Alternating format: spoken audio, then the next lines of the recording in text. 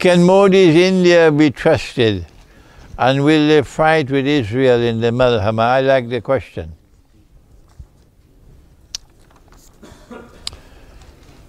I ended my lecture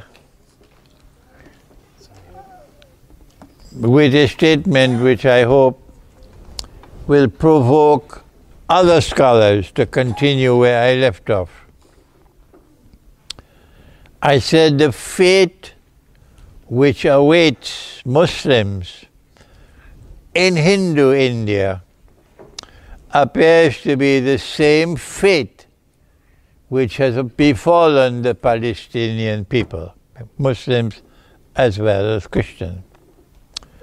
This statement of mine should now be examined by other scholars and do the research to proceed further with the subject from where I have ended. Can you trust Israel's government when Israel is an oppressor?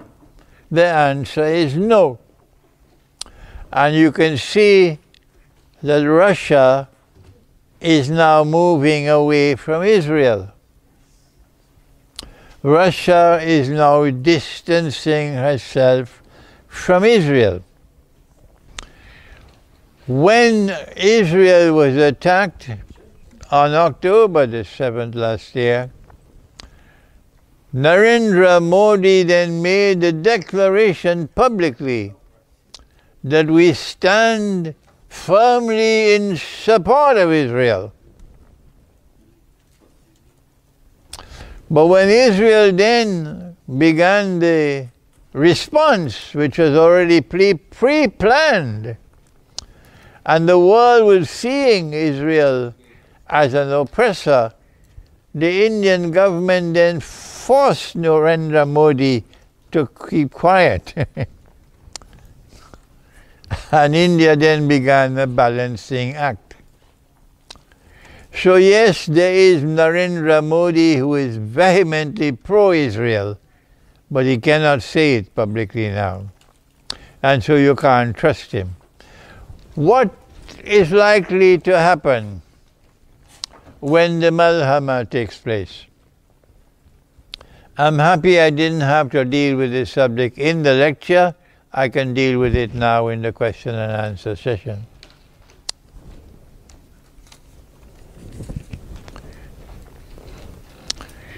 The lecture has built a foundation of a parallel that exists between Hinduism and Judaism, and a parallel therefore between India and Israel. This is the foundation of the lecture. But not all Jews are people who are oppressors, and not all Hindus. So this is not a lecture of bashing Hinduism, no. If Israel and India remain strategic allies of each other, and India has been pursuing the politics of expediency rather than integrity in its relations with Russia and with the West, then what is likely to happen at the time of the Great War? That is the question. And I believe that my answer is important for both Russia and China.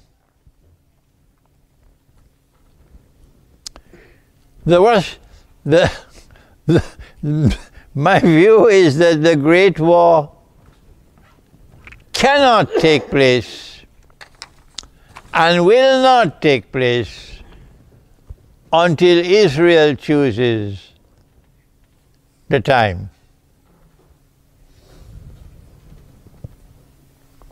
The Mossad will know when the Great War is going to take place, because the Mossad is probably going to trigger off the Great War with a false flag act of terrorism, perhaps.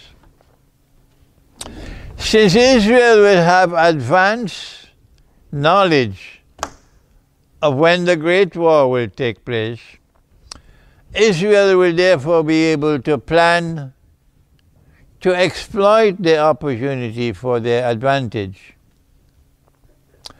And I have long ago came to the conclusion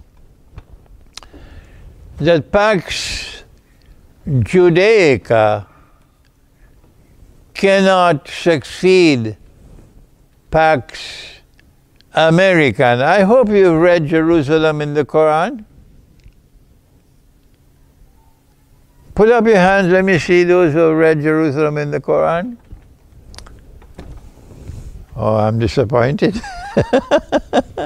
That is the most important book of all. Jerusalem in the Quran. It's at the back there. And you've not read it as yet. It was published 20-something years ago.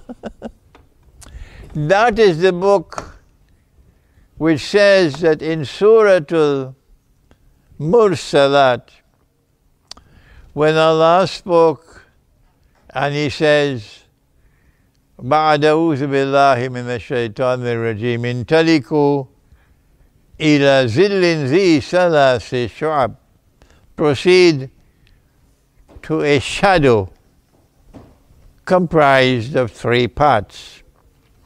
And I said this is ayah mutashabiha. You know what is ayah mutashabiha. And therefore it has to be interpreted. But when we interpret the Quran, only Allah can confirm it's correct. So we say Allah knows best. And I have said the shadow is al-Masih al-Dajjal. And his trademark is 3 parts. And my first application of the 3 parts was Pax Britannica, Pax Americana, and Pax Judaica. I was the first scholar to do that, and I still remain the only scholar. Nobody is prepared. No scholar is prepared to come and stand with me on that subject. I'm all alone, never mind. Now I say, as I've said before, Pax Judaica is not possible so long as anyone in the world of Islam has nuclear weapons. So Israel has to ensure that both Pakistan and Iran are not nuclear powers. How will Pakistan be denuclearized? It cannot be done without Modi. It cannot be done without Modi.